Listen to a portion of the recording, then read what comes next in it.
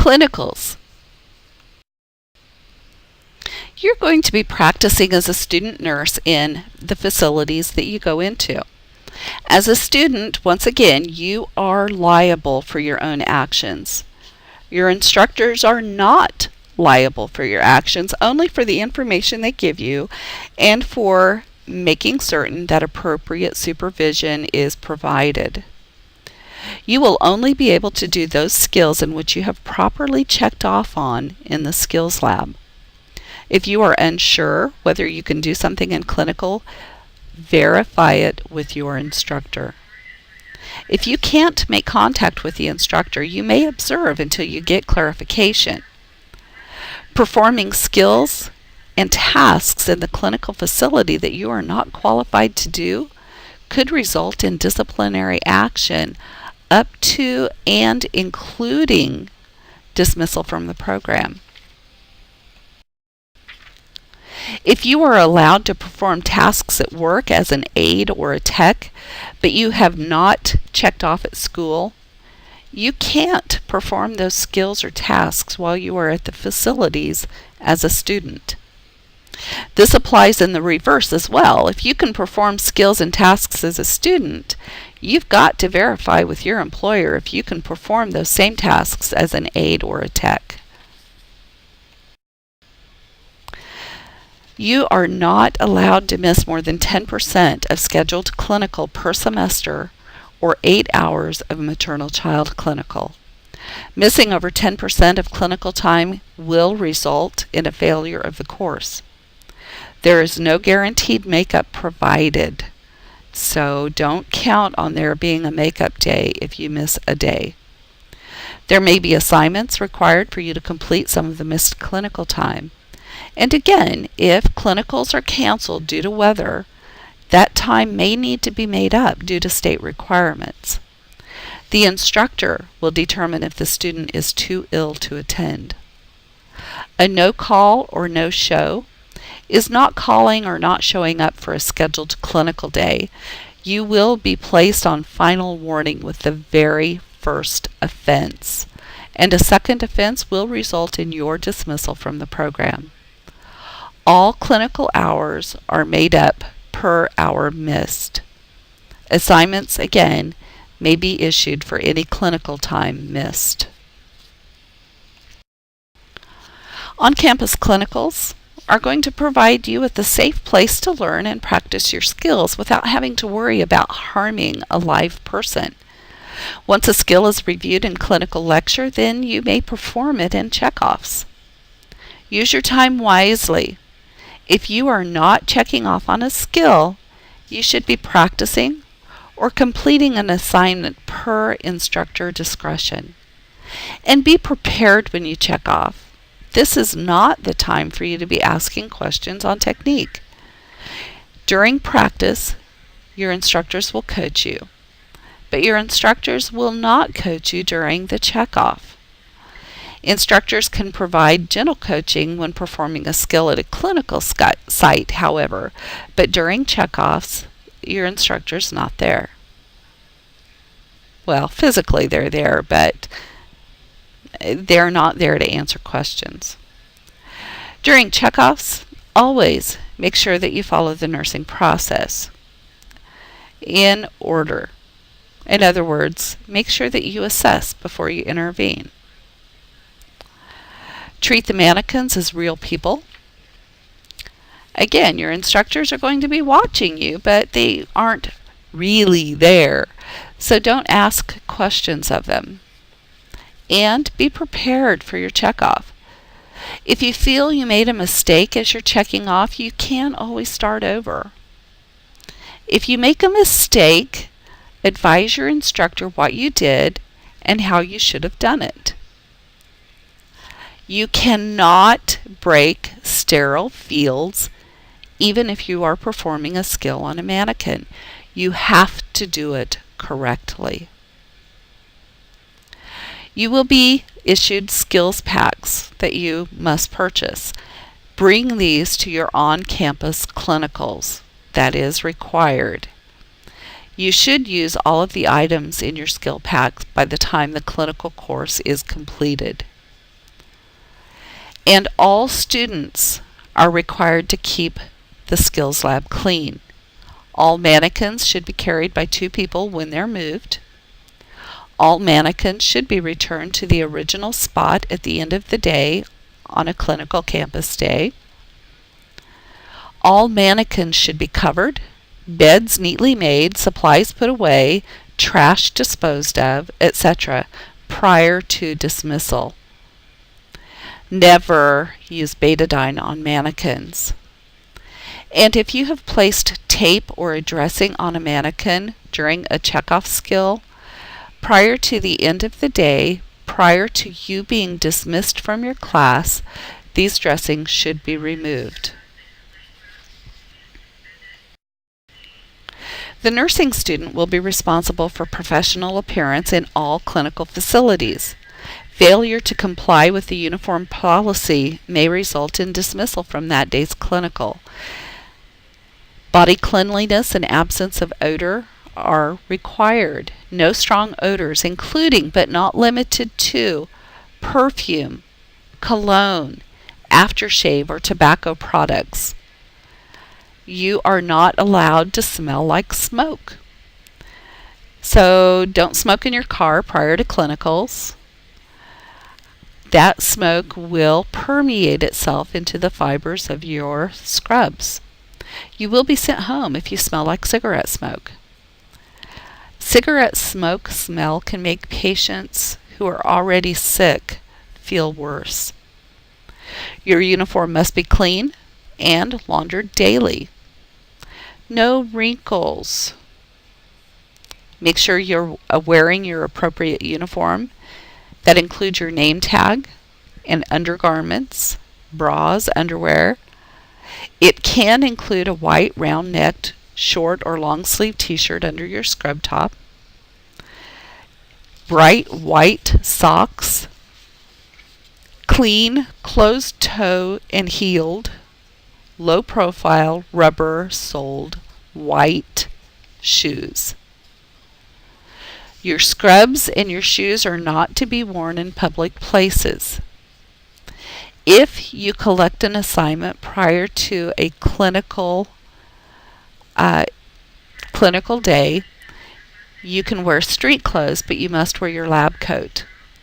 No jeans, sweats, flip-flops, short, or suggestive clothing should be worn on a clinical site. You should have your stethoscope, bandage scissors, pen light, black ink pen, black Sharpie, a small pocket notebook as part of your clinical uniform, in addition to a small pocket-sized calculator. Jewelry is limited to a wedding set, a watch, and 1 set of stud earrings in the ears. Nothing dangling. No other earrings or studs. Tongue studs are not allowed during clinicals. Small hair ornaments, beards and mustaches must be neat, clean, and well trimmed. No extraordinary hair colors. They should be natural hair colors. All tattoos have to be covered. Nails should be well groomed, clean, and short. No artificial nails or extensions are allowed during clinicals. Nail polish is allowed if it's not chipped, and it has to be light enough to visualize dirt under the fingernails. No gum or candy is allowed, and no cell phones are allowed on the clinical site unless directed by the instructor. Make sure that you review the entire clinical uniform policy in your handbook, because a violation of the uniform policy can result in dismissal of that clinical day, and you will be required to make up those missed clinical hours. Again, all clinical hours are made up per hour missed. Assignments, again, may be issued for any clinical time that is missed. Your hair and makeup must be combed, and it must be clean. Long hair must be pulled back away from the face. If it hangs in your face when you lean forward, then it must be pulled back. You must be professional in appearance. Again, have natural hair color with no bright colors, no feathers, or anything that's not natural. If you have a feather in your hair, you must be able to hide it. Hair and makeup must be in good taste and professional. Makeup is to be natural with no bold eyeshadows or lipsticks.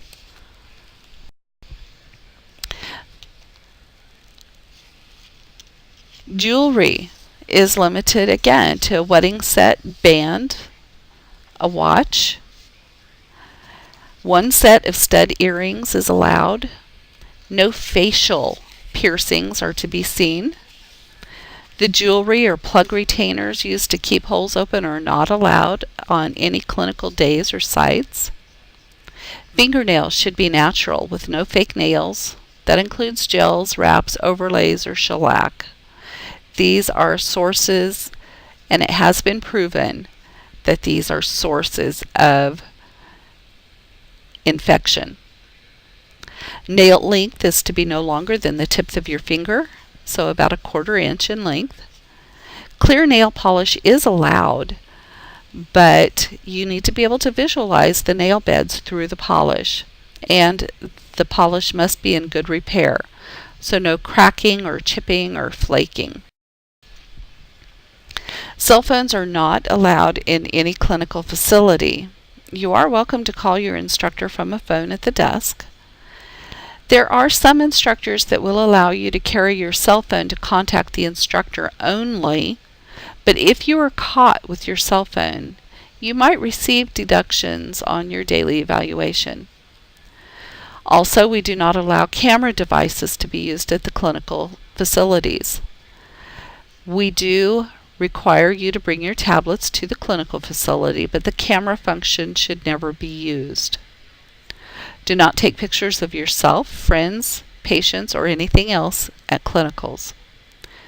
Again, that's going to be easy to do since we do not allow the camera function to be used. If you do, you could be dismissed from the facility for a HIPAA violation, and it can result in additional discipline.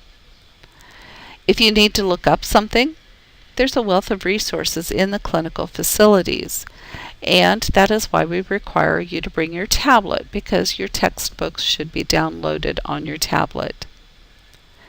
Facebook is a really touchy subject with regard to clinicals. Again, no pictures of any kind related to clinicals are allowed on Facebook. And be aware of what you post on Facebook. I can guarantee that eventually postings on Facebook will be found out by the instructors, and it will result in consequences. Your instructors will not friend you on Facebook, but we will find out. Keep all posts professional and avoid inappropriate content and language. Don't forget that this content is accessible by future employers and by your instructors. So keep in mind what you want your instructors and future employers to read as you're posting. During class and clinicals, if you are allowed to carry your cell phones, excuse me, your cell phones must be turned off. Even if a cell phone is placed on vibrate, it can be a distraction to classmates. Again, instructor permission is required if you are expecting an important call, if you have a sick child or something, and you may possibly have a call coming in, but you must obtain instructor permission. HIPAA is the Health Insurance Portability and Accountability Act, and it regulates client privacy and confidentiality. This includes the clients, the students, faculty, and nursing staff, and the college stakeholders. Stakeholders are also students. This involves sharing of client information or pictures. So in clinical facilities, you can only access information that pertains to caring for your assigned client or per instructor direction. All confidential client information is to remain within the institution. Clients are referred to by initials only on your clinical paperwork. You cannot photocopy client information. Anyone not involved in direct care of a client has no right to that client information. Medical records should never be left open, and computers should not be left pulled up to a client. You should always sign off of a computer prior to leaving the computer. No talking about the client in the hallway, the elevator, the cafeteria, etc. Nursing students will not use social media either at home, school, or work to violate patient safety and confidentiality. You are restricted from posting photos of patients and/or patients' identifying information. And you cannot use social media to violate the nursing student handbook, to harass stakeholders, which include students, faculty, staff, board of trustees, etc., or in any way defame or disparage the college. Violation will result in disciplinary action, including but not limited to immediate dismissal from the program. Now let me give you an example of a HIPAA violation. You have taken care of a patient who